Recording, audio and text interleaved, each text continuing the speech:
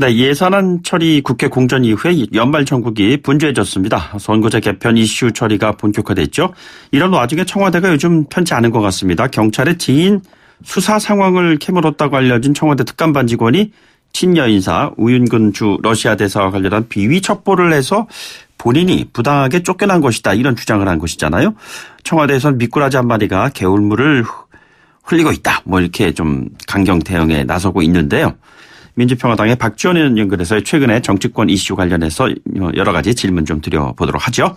의원님 안녕하십니까? 네, 안녕하세요. 박지원입니다. 네네. 특감반 직원 조금 전에 제가 언급했는데 김태우 전 수사관 이름도 공개가 됐습니다. 네, 그렇습니다. 예, 이게 지금 이 사태를 의원께서는 좀 어떻게 바라다보고 계시는지요?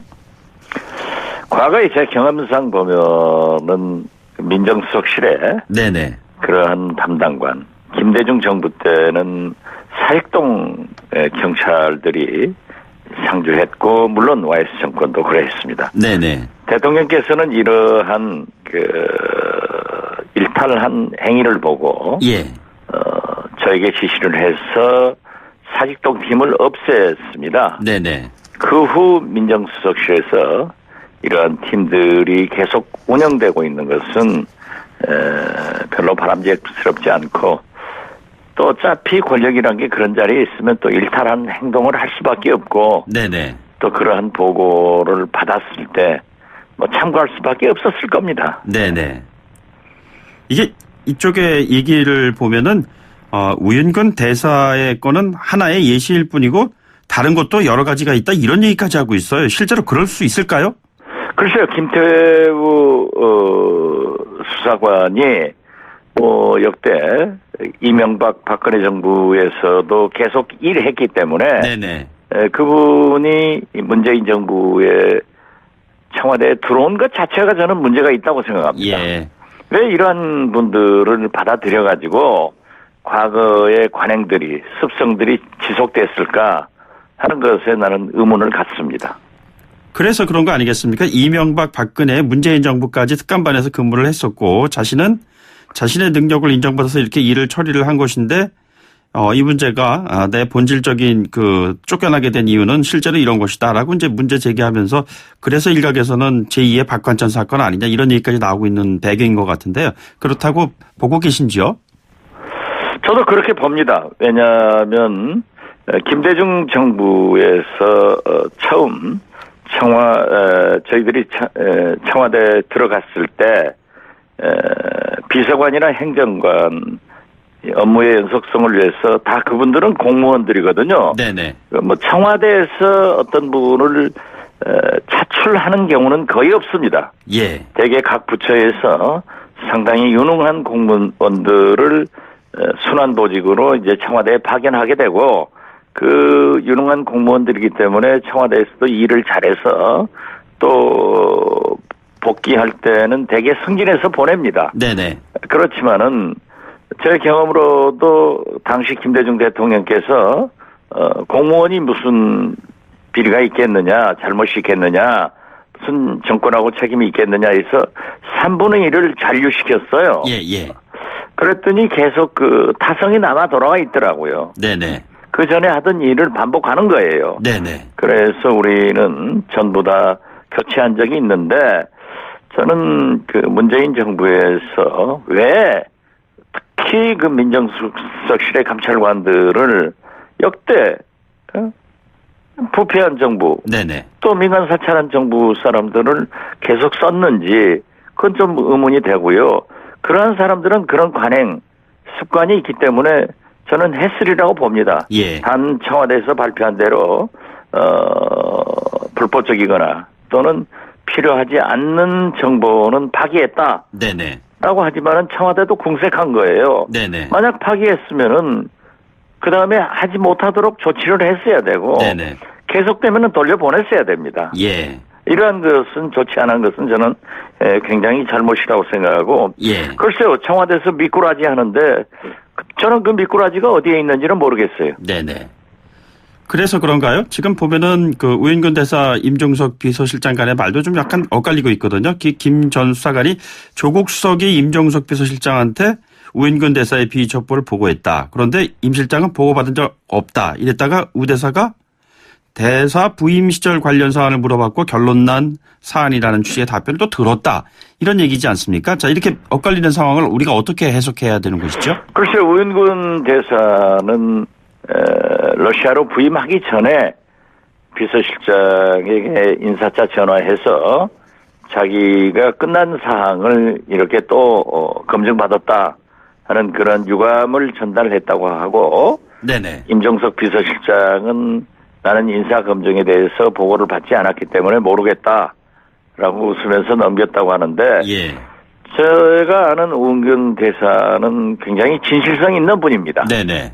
그렇기 때문에 아마 우은근 대사가 얘기한 대로, 임종석 비서실장이 얘기한 대로 그 문제는 부임하면서 되게 이제 비서실장한테 전화를 하는 거니까, 네네. 또 같은 정치 국회의원을 했기 때문에 그런 불만을 토로했을 거고, 네네. 또 임종석 실장은 실제로 잘 모르니까 그런 보고를 받은 적 없다라고 한 것이 그렇게 와전되지 않는가, 저는 그렇게 그 두 분의 말씀을 믿습니다. 네네. 임종석 비서실장이 대응 지시를 했다라는 게 김 수사관의 주장인데요. 이게 민정수석실 민정라인 쪽에서 이렇게 비서실장에게 보고를 하고 거기에 따른 대응 지시도 내리고 이렇게 합니까? 지금 비서실장을 역임하신 분으로서 이거를 어떻게 보시는지요?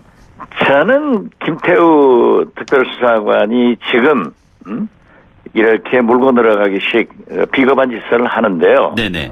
저는 그 비서실장의 일을 행정관, 수사관 정도는 모릅니다. 네네. 예, 그건 좀 지나친 것 같아요. 예. 본인이. 그리고 김태우 수사관도 옳지 네네. 않은 일이죠. 예. 자기가 어떻게 됐든 교체가 됐으면은 왜 당시에 우은균 대사 보고 있는데 문제를 안 삼고 검증을 안 했다고 하면은 그때는 말하지 못했습니까? 네네. 그때의 정의는 어디에 있고, 지금 자기가 불이익을 당하고 어려워지니까 마치 폭로하는 식의 방법은 그건 또 정의롭지 못하다고 생각해요. 그래서 일부에서는 십상시 파동 아니냐 뭐 이런 얘기까지 나오고 있는 것 같습니다. 글쎄, 어떻게 됐든 그러한 일이 일어난 것은 대단히 잘못됐고, 네네. 대개 보면은 집권 2년을 지날 때는 이런 파동이 있습니다. 예, 예. 또 그러기 때문에 저는 이전부터 문재인 대통령께 과감한 인적 청산을 해서 네네. 새로운 정기를 만들어줘야만이 집권 3년 차부터 성공할 수 있지, 지금 현재 이 상태대로 언발에 오줌 누기식으로 찔끔찔끔 인사하고 덮으려고 하면은 더 큰일 납니다. 네네. 저는 매년 매 정권마다 그랬어요. 1년 반, 2년 되면은 이런 일이 터지기 때문에 이때 일벌복귀하고 새로운 기풍을 진작시킬 수 있는 대대적인 인적 청산을 청와대건 내각이건 네네. 당이건 한번 해볼 필요가 있다, 저는 그렇게 생각합니다. 예. 그래야 제2의 박한천 사건 같은 것이 일어나지 않는다 이 말씀이시죠? 그렇죠. 제가 비서실장을 하면서 모 부처의 과장 하나가 국장이나 장차관 몰래 어떤 정책을 언론에 리크를 흘린 적이 있어요. 예. 그런데 그게 옳지 않은 정책이란 말이에요.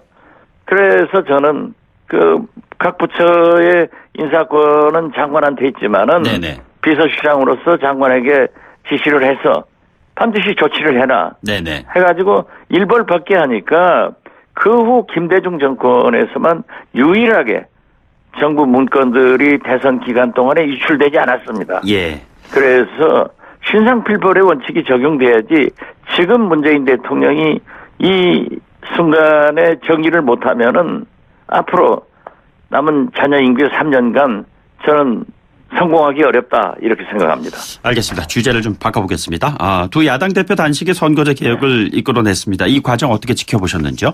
글쎄요, 이끌어냈는지 안 냈는지는 조금 더 봐야겠습니다.